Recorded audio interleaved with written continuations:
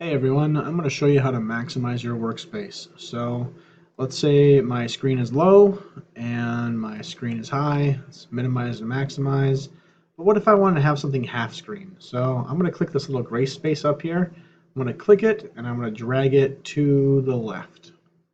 All the way until my mouse touches the edge and I can let go. It makes it half screen. And that's really cool because now I can work on something here and I can have something over here that I can work on as well. For example, let's take the worksheet and I'm going to click, drag this over all the way to the right, and I'm going to let go of it right there. So let's say this is working great, but I want to have another thing above it. So I can actually click my mouse, see how it changed to an up and down arrow?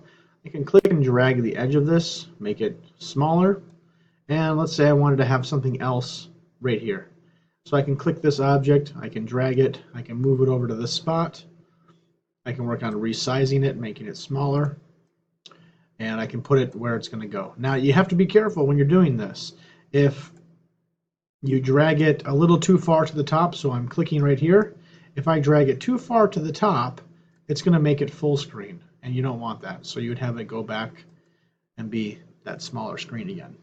Heck, if you wanted to have 4 things open on your screen, you could even scroll this down and make it half size.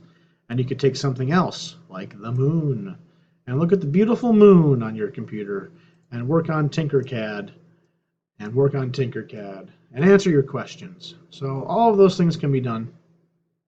I hope you enjoy.